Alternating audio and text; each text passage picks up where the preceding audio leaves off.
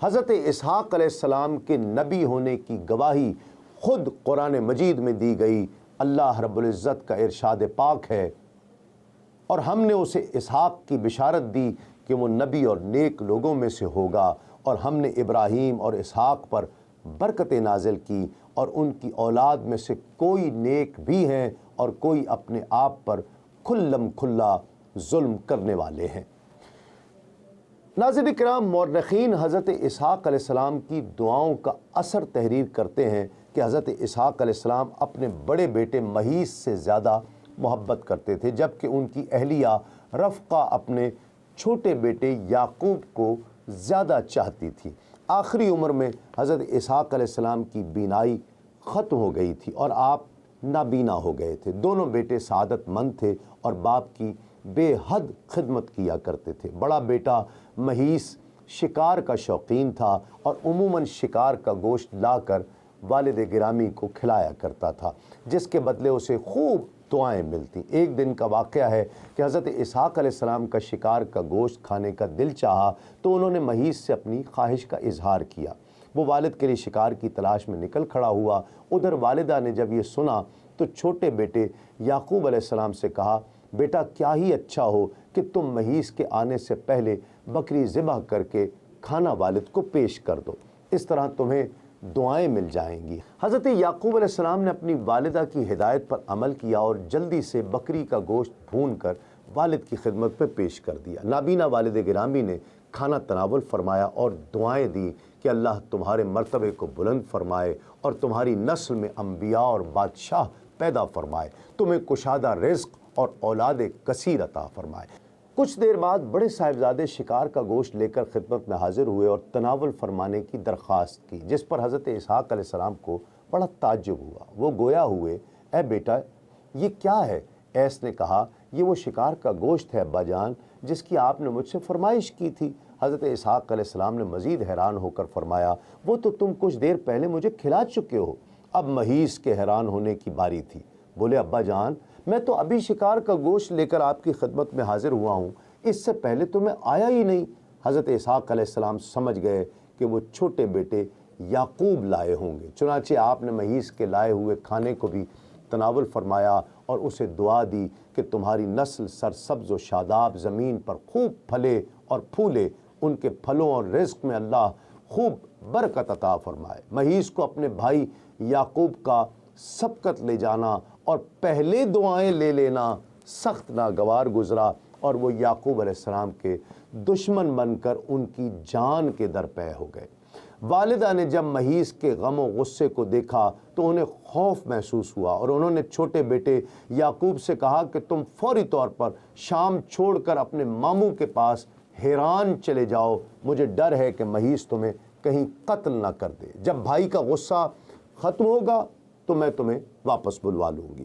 حضرت اسحاق علیہ السلام کو بھی معاملات کی نزاکت کا احساس تھا، تو انہوں نے اس فیصلے کی حمایت کرتے ہوئے حضرت یعقوب علیہ السلام کو فوری چلے جانے کا مشورہ دیا۔ حضرت یعقوب علیہ السلام والد اور والدہ سے دعائیں لے کر ملک شام ہجرت کر گئے۔ تفسیر ابن کثیر میں ہے کہ ایک یہودی عالم حضرت عمر بن عبدالعزیز رضی اللہ تعالیٰ عنہ کے زمانے میں مسلمان ہوا تو انہوں نے ان سے پوچھا، حضرت ابراہیم علیہ السلام کے کون سے بیٹے کو ذبح کرنے کا حکم ہوا تھا؟ اس نے جواب دیا، اے امیر المومنین، اللہ کی قسم وہ اسماعیل علیہ السلام ہی تھے، اور یہودی بھی اس بات کو خوب جانتے ہیں، لیکن عربوں سے حسد کی وجہ سے وہ کہتے ہیں کہ ذبح کرنے کا حکم اسحاق علیہ السلام کے بارے میں تھا، نہ کہ حضرت اسماعیل علیہ السلام کے بارے میں۔ امام بغوی لکھتے ہیں کہ جب اسماعیل علیہ السلام ابراہیم علیہ السلام کا ہاتھ بٹانے لگے اور کاموں میں مددگار ہوئے تو یہ حکم ہوا۔ اس وقت حضرت اسماعیل علیہ السلام کی عمر مبارک با اختلاف 13 سال یا 7 سال تھی۔ ذبیح اللہ حضرت اسماعیل ہیں یا حضرت اسحاق، اس بارے میں اختلاف ہے۔ اہل کتاب کے مطابق یہ اسحاق علیہ السلام ہیں اور مسلمانوں کی ایک جماعت بھی ان کی طرف گئی ہے۔ صحابہ میں سے حضرت عمر، حضرت علی کرم اللہ وجہ الکریم، ابن مسعود وغیرہ کا یہی قول ہے، جبکہ حضرت ابو بکر صدیق، عبداللہ بن عمر اور تابعین کی ایک جماعت کا قول ہے کہ وہ حضرت اسماعیل علیہ السلام ہیں، کیونکہ مستدرک حاکم کی روایت کے مطابق آقا کریم صلی اللہ علیہ وآلہ وسلم کا ارشاد پاک ہے کہ انا ابن الذبیحین، میں دو ذبیحوں کا بیٹا ہوں، یعنی حضرت اسماعیل اور عبداللہ، جن کی نظر میں حضرت عبد المطلب نے 100 اونٹ قربان کر کے قربانی کی منت پوری کی تھی۔ ابن قتیبہ بسند محمد بن عبید، مسلم بن ابراہیم، حجاج، فرزدق شاعر سے روایت کرتے ہیں کہ اس نے کہا، میں نے حضرت ابو ہریرہ رضی اللہ تعالیٰ عنہ کو منبر رسول صلی اللہ علیہ وآلہ وسلم پر کہتے ہوئے سنا ہے کہ ذبیح حضرت اسماعیل علیہ السلام تھے۔ تابعین میں سے کعب احبار، سعید بن جبیر، قتادہ، مسروق، اکرمہ، عطا، مقاتل، زہری اور صدی کے مطابق ذبیح اللہ اسحاق علیہ السلام ہیں، جبکہ سعید بن مسیب، شامی، حضرت بصری، مجاہد، راج بن انس اور محمد بن کعب کے مطابق حضرت اسماعیل علیہ السلام ہیں۔ جن کے نزدیک حضرت اسحاق علیہ السلام ہیں، وہ اس آیت مبارکہ سے استدلال کرتے ہیں، فَبَشَّرْنَاهُ بِغُلَامٍ حَلِيمٍ، یعنی ذبح کا حکم اس کے لیے ہے جس کی خوشخبری دی ہے، اور قرآن مجید میں حضرت اسحاق علیہ السلام کے سوا کسی کی خوشخبری نہیں ہے، جیسا کہ سورہ ہود میں فَبَشَّرْنَاهُ بِإِسْحَاقَ، اس کے علاوہ ان کی دلیل حضرت یعقوب علیہ السلام کا خط بھی ہے جو حضرت یوسف علیہ السلام کو لکھا گیا تھا، من یعقوب اسرائیل اللہ بن اسحاق ذبیح اللہ بن ابراہیم خلیل اللہ۔ امام سہیلی بھی حضرت اسحاق علیہ السلام کو ذبیح اللہ مانتے ہیں، اور آیت مبارکہ فلما بلغ معہ السعی سے استدلال کرتے ہیں کہ حضرت اسماعیل علیہ السلام تو مکے میں تھے اور ابراہیم علیہ السلام شام میں، پھر یہ کہنا کیسے صحیح ہوگا کہ وہ جب دوڑنے کی عمر کو پہنچے؟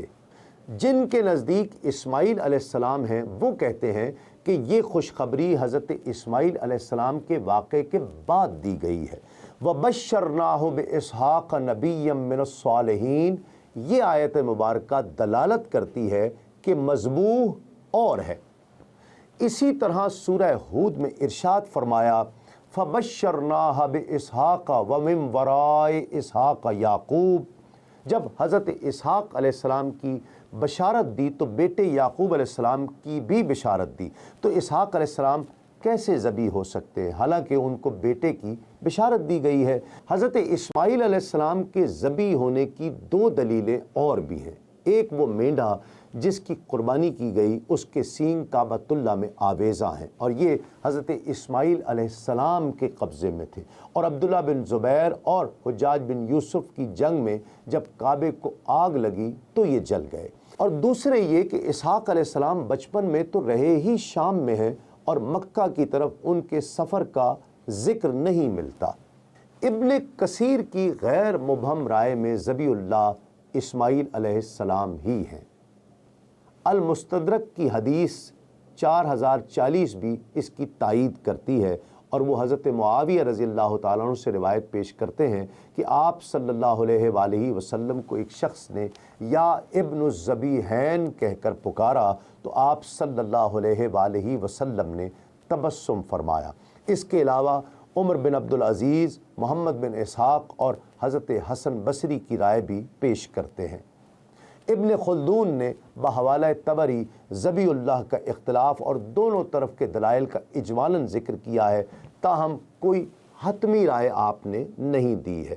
علامہ ابن الاسیر نے بھی اس اختلاف کا ذکر کیا ہے، اور صحابہ اور تابعین کے اقوال کی روشنی میں وہ دونوں طرف کے دلائل پیش کیے ہیں، آپ نے اپنی کوئی حتمی رائے پیش نہیں کی۔ دین اسلام کے مختلف امور سے آگہی کے لیے ابھی سنو نیوز کا یوٹیوب چینل سبسکرائب کیجئے اور بیل آئیکن کا بٹن ضرور پریس کیجئے۔